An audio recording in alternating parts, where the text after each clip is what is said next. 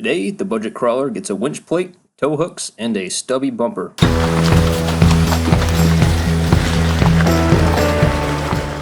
So here's what we're starting with, a nice stock factory Jeep bumper without the end caps. And those of you who have been following along and have a keen eye may say, that does not look quite like the bumper that was on there before, and you would be right.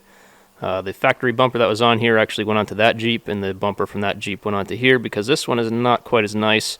And since I'm going to be hacking this thing up, I figured I'd start with the less nice bumper and keep the nice one on the nicer Jeep. So if we look at the factory bumper, you know, it's pretty minimalistic. There's not a whole lot that can really get hung up on here. The biggest thing is something that's actually missing from this bumper is these little plastic end caps that normally come on here from the factory. Most people remove those, and I did from this bumper years ago. And, you know, that's the biggest thing. But you still got this little chunk of metal hanging off the edge of the frame. Basically, the frame rails end where these rubber bumpers are right there and right there. And the sheet metal of the bumper from here over is just kind of unsupported. So we're going to eliminate some of that in an effort to increase clearance to the tire and to decrease damage on the trail. Now I'm just going to roughly sketch out how I want to cut this thing on one side, and then we'll mirror it on the other side. So I'm not going to worry about sketching out the other side quite yet.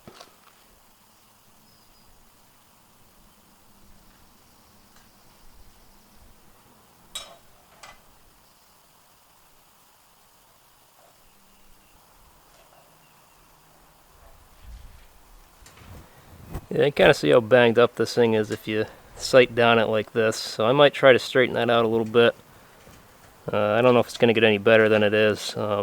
Back when I banged it up, I had to cut this little release section out of here to even get it as straight as it is now. So I'll give it a few whacks and see what happens.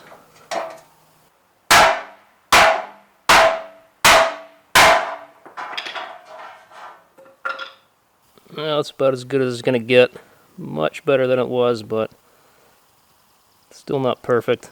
I don't think the camera's really picking it up too well, but I think we've got a good starting point now.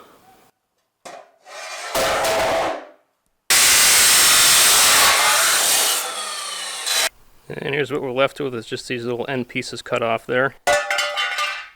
That's not a bad look, but I'm thinking I want to trim a little bit off and get a little vertical section on each end here. And these are the two lines I'm trying to choose from, the outside one and the inside one.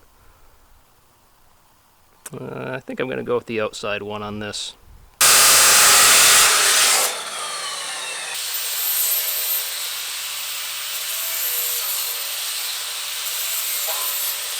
And here's what we're left with. I think that look is vastly improved over the factory version. And yes, I could get rid of these little rubber frame end caps, but I'm going to keep them for now because I think they add a little bit of impact resistance to the frame, because these sit right at the end of the frame rails on each side. And you know, I think if you hit something lightly, I think it could help absorb the impact rather than transfer the shock directly to the frame. How much do they do? Probably not much, but I'm going to leave them. Now, to go along with our freshly modified bumper, got this winch plate that we're going to mount on there. I just looked through the instructions on this. It looks like it mounts to one of our sway bar mount bolts, and my sway bar is currently off. I didn't put it back on after I painted the frame, so we're going to go throw that on right now, and then we'll see how this thing fits up. Well, we've got it somewhat installed. We got the mounts on the frame, and then the end links I'm going to deal with in a future episode, because if you watched the frame painting episode, you saw that the end links were pretty well destroyed that were originally on here. And here's what we've got. See, it sticks out a little past the front of the bumper, a little more than I would like it to, but with these little rubber end caps on the bumper here from the frame, it actually doesn't stick out too far, so that's alright. Obviously the roller fair lead on the winch is going to stick out even further, so we'll see how bad the stick out is at that point. The other option would be to raise this thing up and get it over the sway bar, or alternatively run a different sway bar that kind of utilizes this hole in the frame, like a Curry anti-rock or something like that, which is not quite in our budget at this point. So do we have any issues with fitment? Now all the holes line up pretty good. We use the front two holes here in the frame for the TJ. I think this third hole is for a YJ application, and then the rear hole right here we'll use to bolt into the sway bar mount. And the only issue I can see with fitment is that we've got a pretty good sized gap right there between the sway bar bushing bracket and the winch plate. So we'll have to bridge that with something, and we'll take a look at the hardware to see what they gave us. So this is all the hardware that we're given with this, and our single page of extremely limited instructions. So most of this is up to our own interpretation as to how we want to install this thing. Now, digging through it a little bit, you can see we got these black rings here, and I think these are to fill the gap between the sway bar bushing bracket and the plate like I was just talking about. But you can see they're really thin. In theory, this isn't a problem, because as load is applied to the winch, it's going to want to tilt the plate forward, and that would in turn tilt the back of the plate upward, which would put the bolts in the back in tension and almost never in compression, essentially, which would be bearing weight down on that little ring down there. So more than likely these would work out just fine, but initially I don't like the idea of having this small of an amount of surface area for the winch plate to rest on, because that puts more pressure on the coating that's on the plate and will make it more susceptible to rust in my mind. So I'm gonna have to think about whether or not I want to use these, or if I just want to gang up 2 or 3 washers and use those instead.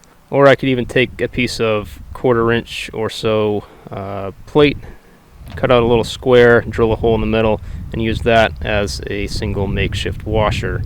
So we'll see about that, but otherwise it looks like there's plenty of hardware here to get this thing installed. Well, having the ability to mount a winch on the front of the Jeep is all well and good. It's also nice to have an option to yank the Jeep or pull the Jeep, or use some kind of recovery strap, since you don't want to do that off of the hook on a winch. And that's where these little hooks come in. I went down to Harbor Freight, picked these things up. I think they're like 10 bucks a piece or so. We'll talk about that more at the end of the video. But from what I understand, the bolt holes in these hooks line up exactly with the bolt holes in the frame on the TJ.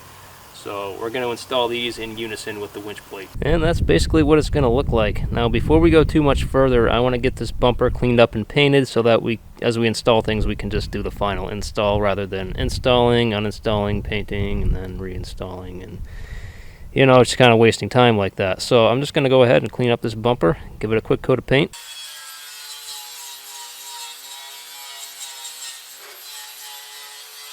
And here's what we've got, still drying. I used probably half a can of self-etching primer and then almost a full can of the spray-on bed liner. But I think it should match the winch plate pretty well.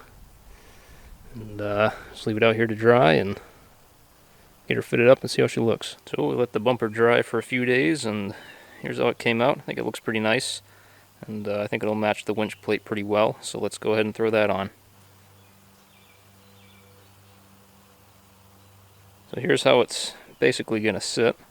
You can see these cutouts work nicely around the rubber bumpers here, and I think they actually kind of tie it in well. If these weren't on here, the front of the winch plate would be sticking out pretty far past the bumper, and I think these kind of, you know, help carry the transition in there, not make it look so weird. And if we look down at the holes where the winch mounts, I think I'm going to be able to access all of these with the winch plate in place. So we're going to permanently bolt this thing in here, and then we'll put the winch on after.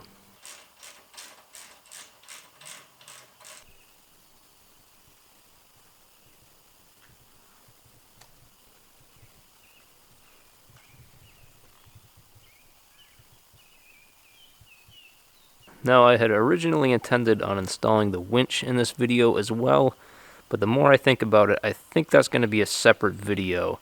So this is how we're leaving off for now, and let's see what we spent on this. Now, our total from the last episode was just over $2,900, and today we're adding a winch plate at the cost of $38.25. I got that off of eBay on one of their 15% off days. If you're not aware, eBay every once in a while, maybe a couple times a year, has a day where it's 15% off the entire website, up to, I think, $100 in savings. So once you reach $100 off, then the 15% no longer applies. But I bought that on one of those 15% off days. I think it was like an Iato Grills brand or something like that, some cheap China thing. So Eventually, I'll probably build a nice bumper myself or a different type of winch plate, but for now, this will hold us over and it will take care of our winch mounting needs. Then we painted the bumper with some bed liner and used etching primer to bed liner.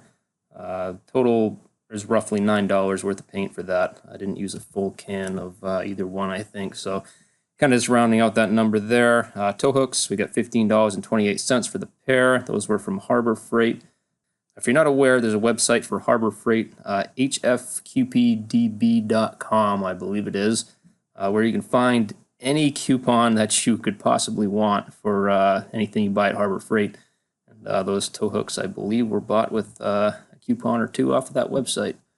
Then finishing it out, we've got hardware at $2.87. Basically, I just needed longer bolts to go through the tow hooks, through the winch plate, and into the bumper to mount everything solid to the frame, since everything stacked up was pretty tall. And that rounds out our total for the build to date to $2,969.70. And more than likely, the next thing you're going to see is the winch going on here, which was not cheap, so total will be jumping up there, and I guess we'll see where we go from there. So, as usual, thanks for watching. If you liked what you saw, go ahead and hit the like button. If not, go ahead and hit the like button anyway, and subscribe for more videos to come.